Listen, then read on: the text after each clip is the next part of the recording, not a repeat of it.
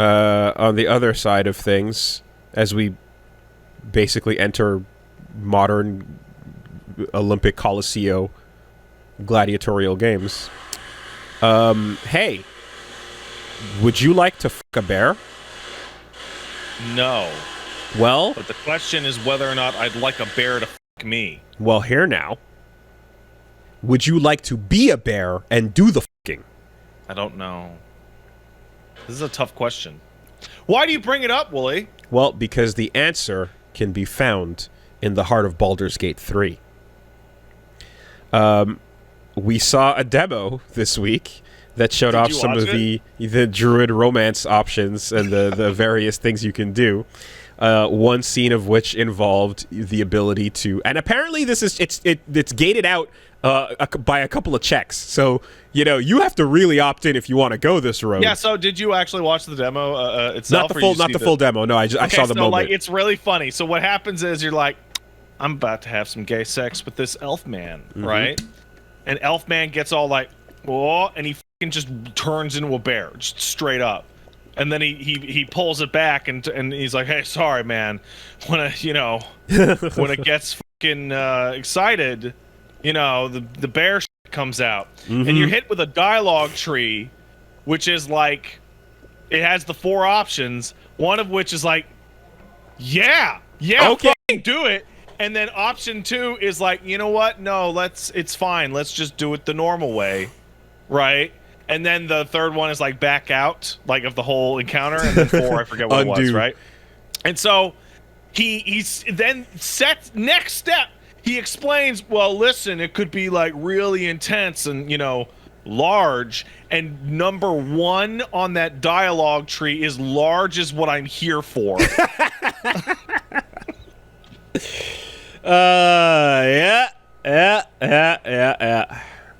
And I guess, and once you get through the checks, you just get your scene with the bear just walking all up, and a missionary seems to be the way we're going to start this. They cut the hard part of that cutscene for the stream. Hard cut to a chipmunk dropping its getting traumatized.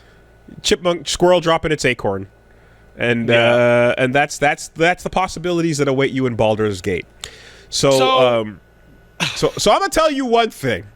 That has increased this game's list on my priority of things to check out. Baldur's Gate was already a curiosity from when we first talked about how awesome those dialogue options were from way back when in the early access. I always wrote it down and was like, that sounds fucking amazing. But this is now way up on the list of curiosities. So that was part of what they called it, the panel from hell, which was like, what a bunch of fucking dorks. Like, all the devs on that panel, they did like a 4-hour panel. They all dressed up like their D&D characters to do the panel. And what a cute thing to do. What a massive mistake in terms of presenting a panel. Because the main presenter was wearing full plate. And his fucking microphone was pinned to his lapel. Oh, Jesus. And every time he, slightly moved, you would hear, clank, clank of plate. Didn't think it through. So, Baldur's Gate 3 has been in early access for 3 fucking years. And the last patch for that came out a long time ago. And the panel from hell was showing off, okay, here's the kind of shit that you can expect in the full game. And so they showed off, there's controller support. They showed off actually wandering around Baldur's Gate. They showed off a bunch of miscellaneous features. And then the big one, the one that's everybody's talking about with the bear fucking, is they showed off the romantic options in the game. And they made the claim that it's like the deepest, most interesting romantic options that's ever been in a game. And they specifically had I don't know what to call it. Like, if it was on Twitter, it'd be a subtweet. but just like a side eye like dig at Mass Effect or even Baldur's Gate 1 and 2, in which they were saying like, just because you do the quest doesn't mean you get to have sex with the character. Okay. Because love is more than that. And they basically described how you'd be interacting with those characters over the entire game and dealing with their approval and whatnot. Going out on fucking dates and shit like that. I also heard about the there's an in-game newspaper that reacts to your choices, but you can break into the office and control the press. Why not? That's definitely a thing. Why not? They also showed off like just a ton of shit. Game looks super impressive. And they also talked about like what's actually in it. Like they described that they've planned for reactivity for like bizarre race class combos, like race class combos that are weird and uncommon. Okay. All sorts of mechanical shit that I'm not even gonna bother going into. But then they talked about like how big the game is, it's like, you know, every now and then the RPGs tend to have like the prestige RPGs, so like you'll have your Skyrim come out and then your Witcher 3 will come out. They're definitely aiming for this one because the game is being estimated by their internal playtesters at 75 to 100 hours at main story completion. Damn. And they say for completionists that would run around 200, but let's ignore the completionist number because that's always for psychos. So instead, let's drill that down to 150. And for your personal context, Wooly, do you know what game doing all the side quests is approximately 150 hours long? Final Fantasy 16? The Mass Effect trilogy. Ah. All of them. Okay. They appear to be attempting to make a fucking trilogy of games. Now, within the one. Now, if I'm not mistaken, there was a feature as well that I believe I heard about here. I believe Baldur's Gate 3 features split-screen co-op, does it not? It does. It absolutely features split-screen co-op. That's interesting. It also features online co-op. I wonder how the dialogue choices and story and stuff are handled by those types of. Tell you, who activated the dialogue prompt? Is how it works. Okay. Right. So the way that it generally works is that one person. So like, say you were to start a game, right? This is the Wooly Steam account. Right, game, right? When you're on split screen co-op, what you do is you go into formation and you select player 2 controls this character or this character or this character or these two or these three, right? And then you divvy up who is actually controlling what, but who is actually running the show is going to be almost entirely defined by who actually walks up to and talks to the NPC or crosses the boundary threshold. So characters can move independently of each other, and they can also break each other's proximity, and it'll split screen. And in that case, events will occur to whoever touches them. It works the same way as Divinity Original Sin 2 did. But progress is marked by whichever of the two brings it to that point. So the for way both it of you, worked it's locked in. Yeah. So the way that Divinity Original Sin 2 worked, you could do all sorts of stupid zany shit where player 1 would get into a conversation with an NPC and be talking, but player 2 would exist outside that conversation box and could like pickpocket people because their view was in one direction. Or like alpha strike the people talking with like a fireball because they were locked into a set position. All sorts of stupid shit like that. Hilarious. Yeah. Okay. That's something. That's something. They also showed off. So the way that it the way that it worked in Divinity is kind of similar how they're working it here. Is that the first like 6 or 7 party members are called origin characters, and what that is like, Woolie, listen, maybe you have no creativity in your brain at all, and you're like, I will never be able to make a cool character with a cool backstory in the character creator. I would rather play one of the characters on the box.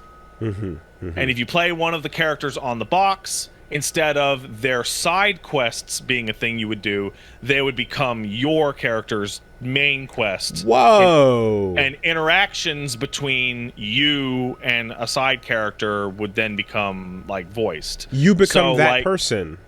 So like the bear fucking scene is between a party member and a party member, but in that scene, the elf guy is being controlled by the player character because they chose that as their start. You get to be an NPC if you... Oh, wow. That's really interesting. So, they realized, well, that kind of means that a completely custom character is missing out.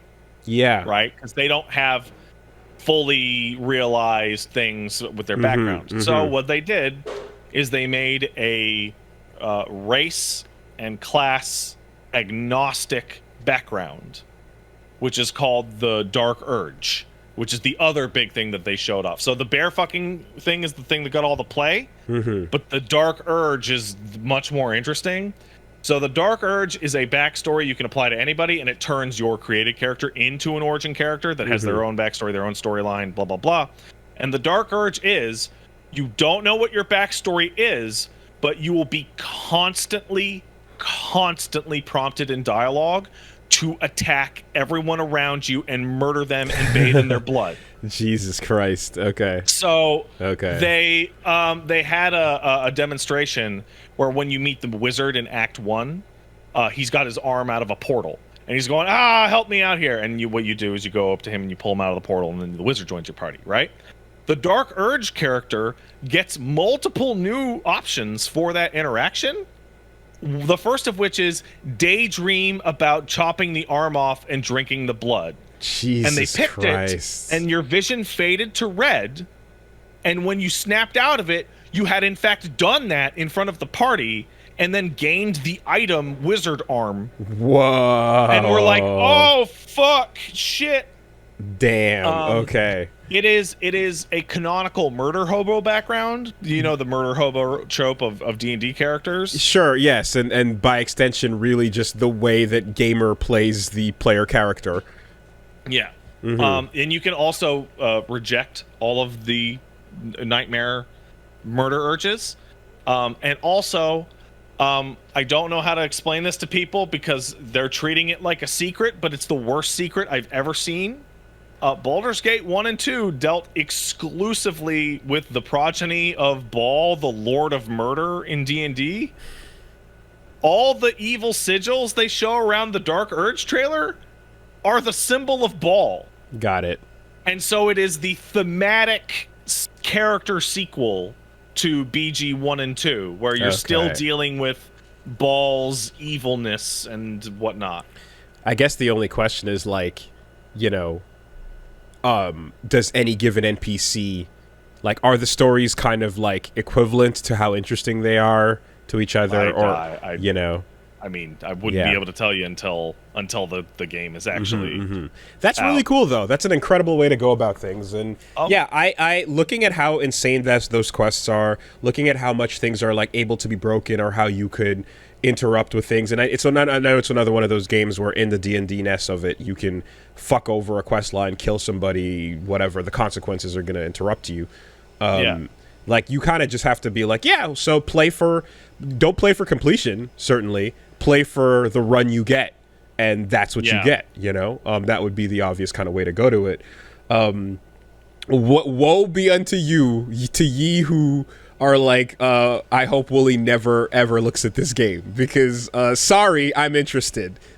Too late, mother, I've seen everything. And it is a incredibly, like, okay, do you know anything about Witcher 2? It's kind of a poll, but I'll get there. The things you've said over the years. Okay, so in Witcher 2, you did Act 1, and at the end of Act 1 you made a choice. And what happened is that like a full 30% of the game, the Act 2 would be in a completely different area with completely different characters with completely different everything, right? And it's probably the biggest amount of like money spent on reactivity ever, right? So one of the things that they were talking about in the demo is they were showing like a very small bit of Act 2, which, you know, is not in the early access build.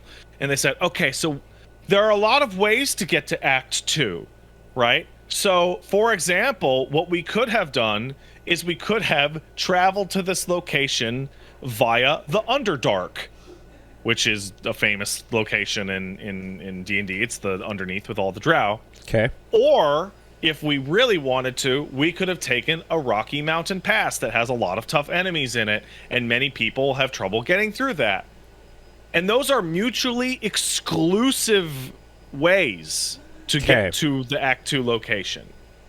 And they've described that there's a bunch of that in the game as well, where there are like one-off mutually exclusive sequences or areas or encounters. So they're building it for like max replayability.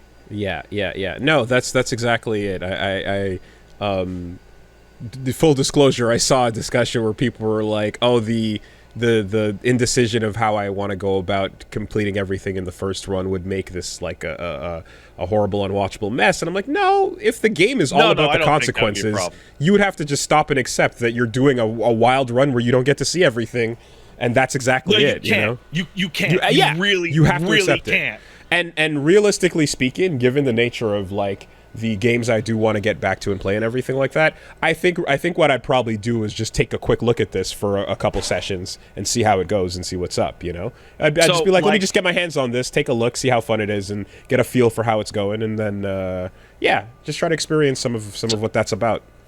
So, Wooly, do you want to hear... So, I'm going to stream this game, right? And so, because I'm going to be streaming this game, I decided to do some mathematics on the game. Based on my personal... So I have a lot of experience with Baldur's Gate 1 and 2, right?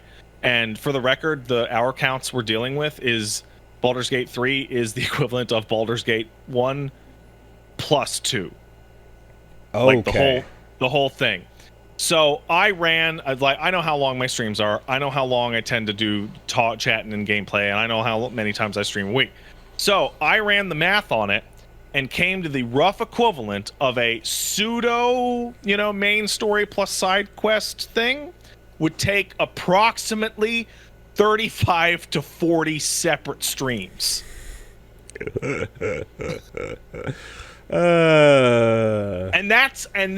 this is really important. That's me by myself, chatting with nobody. Right. Just any player 2 is easy up to 50, 60. And let's add another 5 for Wooly numbers. So we're looking at 65 streams. And your habit as well is to like... Excuse me. Your habit as well is to like... You punch through some dialogue and skip through like blurbs, right? Well, so the way that it tends to work is that when dialogue is voiced, I'll let it rock. And I will read my dialogue choice. I don't read 6 dialogue choices. That's a lot of time. Yeah. So I'll look at the dialogue and I'll make the choice, and then I will voice act the dialogue choice that I'm going with. I did that for Disco, and it worked pretty well. Okay.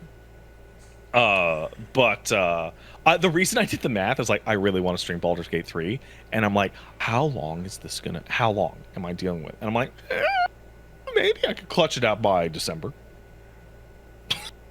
Maybe. I mean, that's what Baldur's Gate's supposed to be, right? Like, just a ridiculously long, throw yourself into it forever kind of game. Like, when 1 and 2 existed, there were all that the friends I knew that got into them were talking about for a while. Like, they were the omni fucking game. So Baldur's Gate 2, as a game that came out in 2000, I cannot... So I'm sure there's people listening to this who played and beat Baldur's Gate 2. It is impossible to explain to somebody who has not played that game how much is actually in Baldur's Gate 2, even for a game that came out in 2000. It is the most, like, it was the biggest, most content-filled game up until I think like Witcher 3 came out, like 20 years later.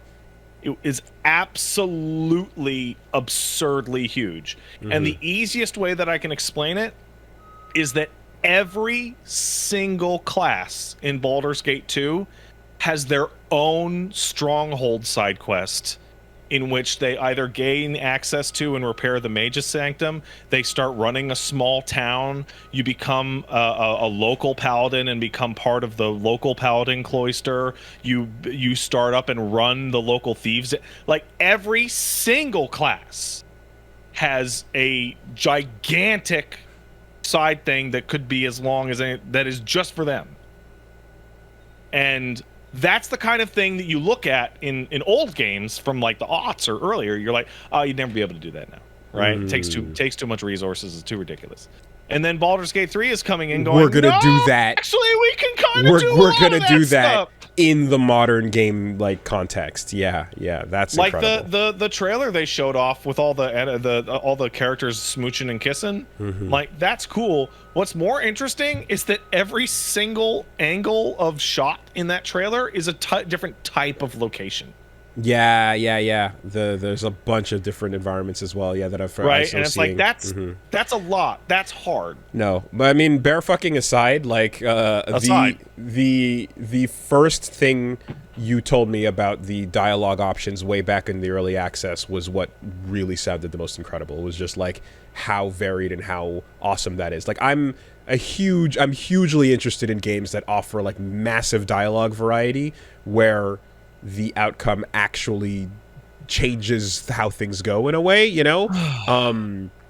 And if not that, at the very least, you learn more about the world and the lore and all that. Like, so that's definitely just bear fucking aside, you know. Bear fucking aside. It is shaping up to be a wildly impressive, like, mega game, you know, those that come on every now and then. So I need to reiterate, there's something that I've always said about CRPGs, which I've usually used as good advice, but there's a very strong caveat for this one. I've talked to you, Woolie, about Pillars of Eternity. I've talked to you about Baldur's Gate. I've talked to you about Wrath of the Righteous. I've talked to you about Pathfinder, Kingmaker, etc. And every time I talk to you about those, and Witcher and Cyberpunk, I go, yeah, these games are so impressive, and boy, they're incredible, and they're probably my favorite. But don't play them until 2 or 3 years after they come out, because they will be getting patches every single early access week. Yep. Right? And here's the thing, though, and this is the really important thing. That does not apply to Larian specifically. So Larian is the people who made Divinity Original Sin 1 and Divinity Original Sin 2. Okay. Now Baldur's Gate 3. The reason why it doesn't apply to them very specifically is they update so hard and for so long that by the time you're ready to play the game, the next one is almost here. So I waited like 2 years to play Divinity Original Sin 2. And I okay, all the patches are done. Okay, I'm getting through it. I'm like halfway through Act 2, and I'm in a goddamn people who played that game would realize I'm in the dwarven dungeon in Act 2 where they split the party up. And I'm on Discord, and a friend of mine goes, "Yo, dude, they just announced Divinity Original Sin 2 Enhanced Edition. They're going to completely redo all the AI and rewrite the entire fourth act of the game and add 400 changes and improve everything." And I went, oh, okay. And then I stopped playing it to wait for the Enhanced Edition, and I have never gone back. So, like, they actually just never stop. So just play it on launch, and then when the Enhanced Edition and 45 extra patches and the DLC come out in 4 years, fucking just play it again then. I mean, when you like, I keep saying it, but like, I was interested from when you first talked about the early access, and then it was like, I don't want to get early accessed as I have, so I'll wait. And I have waited, and now it's going to be out. They even tried to accommodate for that. Wow, the saving. No, the saves won't carry over, but they said that there is approximately 30% of that first act is changed or enlarged. Oh, so you don't get the same experience. So it will be a different experience. That's People who played it at the preview event said it's obviously the same bones. It's still the same act one. Yeah. Every 5 to 10 minutes, you encountered a room that had been redone. Oh man, I would feel so much better. Yeah, I would feel so much better about that, you know, if it was like, oh, no, here it is. You did it already, but now it's actually a little different. I'd be like, that's cool. All right. Yeah. That's why they stopped patching the early access version, I think. Gotcha. So they stopped patching that version like 9 months ago. Okay. And I think that's because so that they would have stuff available. Well, look, I mean, you know, I know that, like, it doesn't feel good that every time I go, hey, what's that interesting thing over there? The answer immediately is, you'll take 5 years to beat it, Woolie. Shut up. That doesn't feel good. I don't like that. Stop for a second. Okay. This one? Yes. People are like, I'm looking at myself in a mirror. I know. Going, it'll take me half a year to beat it. I know, right? But I'm just saying, like, that's literally any time I go, hey, what's that? Duh, right? Every time. It doesn't feel good to literally live my life like that moment to moment with anything. Anytime I drop a title of something, you know? Yeah. And the eyes roll and the scoffing commences. So whatever. It's just a cynical fucking wall that is always there. That's, at the very least, where I'm like, well, this is where me taking a look at something for a brief period of time to see how it feels for a chapter or two, and, you know, mixing it up and seeing how it goes and stuff would just be like, at least I can get a feel for it and see how the stuff that is interesting to me, you know, is going to shape up. And that way it doesn't have to be like, oh, 2025, you'll hit the credits or whatever. We can just take a look and see how it goes. Can I offer, if you, I mean, you're obviously going to take a look at it. You seem excited. Yeah. I have one piece of advice. Yeah. For you. One really, and this is video game, but also stream advice. I would highly suggest to you, one Woolie Madden of WoolieVersus, to, prior to your show, spend multiple hours staring at the options in the character creator, because there is a lot in there, and you could easily blow a whole day just picking through options. I've definitely taken the opportunity. Yeah. So in recent things, I've taken the opportunity to character create off camera, you know, and make a recipe. Yeah. Sounds good. Paige, when I came over, no, it wasn't today, but a couple days ago, I went to take the dog for a walk. And Paige was like, "Oh, hey, you mind if I fuck with Baldur's Gate 3 on your Steam?" I'm like, "Yeah, sure." She's like, she wanted to make a character and just, you know, press buttons, right? I got back from walking the dog, and she hadn't even pressed one choice on the button. Yeah. Right? Okay. Like she was on a human character and was looking at the classes, but she hadn't picked a human character. She just wanted to move the dial over to look at the classes. Episode 0, Disco Elysium. The whole thing is character creation. Is the name of the episode. It would be that for sure. Yeah. Oh, also, I don't know if you know this, but Baldur's Gate 3 has Twitch support. Oh, integration? Yeah, it has Twitch integration. Like minor or major? Let me double check. Like, are you affecting? I believe it is actually fairly simple, similar to the Disco Elysium. Oh, voting choices. Okay. Nice. Let me take a look. Involve viewers making big decisions. Viewers can vote on dialogue choices. In addition, they can interact with your overlay to check out your character stats, inventory, and other critical information without constantly pestering the streamer to check their bags or character sheets. Okay. That's good. That's the one, right? Is just like, what do I do? What do I do? Decide for me. Yeah, and then ignore that. Exactly. Well, that's what I was about to say. Is as much as the Democratic vote is leaning towards the lulz, you as a collective group would never be making as interesting a decision as Red Shepherd would make. You could never dream of being that wild. So fuck you, all of y'all.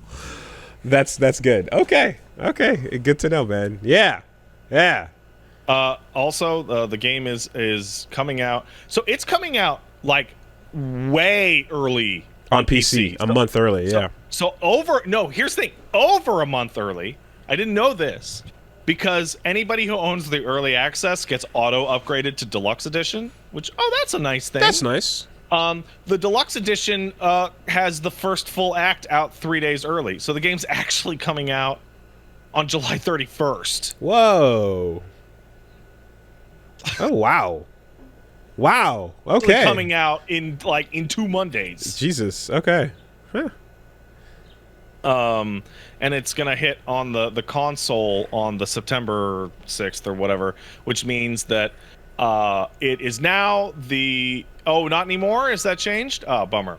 Okay. It has now become the basis of the saddest console war shit ever, as it will only be coming out on the PlayStation, and the Starfield on the September 6th is only coming out on the Xbox, even though they're both on PC. Well, Master Race, I guess. So the difference is, you know what the funny thing is they absolutely want to put it on Xbox, but the Xbox Series S can't handle the split screen. Even with a bad frame rate? It specifically starts to fall apart when characters move just far enough apart that the screen actually splits. And it's the CPU calculations. It's like way too many. Did you play with a controller? There's no controller support now. Okay. But I did play Divinity Original Sin 2 with a controller. And it's the way Divinity Original Sin 2 it works is that it works really, really well. Really, really well. I assume you have your hot launch... you still keep your hotbar, right? Yeah. And with Divinity you just hit like triangle or Y and then you just move around on your hotbar and select things. I assume the launch will have controller support. Oh, it will. Yeah. Yeah, it will. Okay. It absolutely will. Because I mean, the console version's coming out a little later. Also, there's always controller profiles as well for even a game that doesn't support it. It will absolutely officially support control. You can see the music and controller in the most recent great trailer. Yeah. And they were using a controller to work the game in the panel they did. Perfect. Okay. Like there's a view that's like kind of behind, like kind of Mass Effect-y, like behind the character's shoulders. That they show off in the recent trailer. That's clearly the controller support. I don't know if it's going to be in there, but like Divinity Original Sin 2 had the best solution to this problem. So you know these CRPGs, they have like a million tiny items, like they have like a shovel here and an apple here and all this shit and all over the place, and like moving your character and like slightly nudging them in the right direction to highlight these things is a massive pain. In Original Sin 2, what you did is you held down A or X, and a big fucking circle would expand around your character, and then when you let it go, it gave you an inventory list of everything in your proximity. And you would just scroll down it and click, I want to go to the crate. I want to get the apple. I want to get this. Okay. Yeah, that's a similar thing to what we were just describing with bone fucking... Yeah, very similar. So there, I see folks in the chat saying, hey, I would like to check out Baldur's Gate 1 or 2. Either play that game on easy or look up how to make an Advanced Dungeons & Dragons 2.0 character in Baldur's Gate, because boy, you can make a really, really fucking terrible D&D 2.0 character real easy. You've already said that this game is great for jumping in, doesn't matter Baldur's Gate 1 and 2. But, it's 120 years later. But any references will be like yeah. But just out of the curiosity, like any recommends on a like here's what happened in Baldur's Gate 1 and 2 like video or something like that. You could look that up in like 5 minutes. Yeah, okay. I could act like Ball had a bunch of kids, and the kids were going to grow up to be Lord of Murder, and then the kids all killed each other, and then your character killed them all, and there was a big war, and they won. The end. Because I remember when I was like, oh yeah, Diablo. Like, let me see what happened in Diablo 1 just before I even look into this other one. And it's like Diablo 1's like, fucking nothing happened. Like what? Nothing happened. You know? The warrior went to the bottom of the dungeon and killed Diablo and put the rock in their head. Like, okay. And at the time in summer camp, when that one kid was really excitedly telling me about Diablo, it sounded like it was an epic for the ages, you know. Yeah. I'm remembering how I experienced Diablo through a really excited hyper kid at summer camp telling me all about it, going nuts on... He specifically just went ham on that and Mystic Quest were the only two things he would just fucking go in on. And at the time, sitting at summer camp in the woods, it sounds like, again, like the most creative, unbelievable journey you could go on. Interesting. Okay.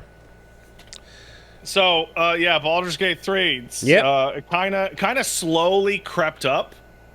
And then bear fucking was the lightning strike that made everybody look at it and go, oh, wow, there's a lot of shit here. They saved it. They saved that shit for Evo.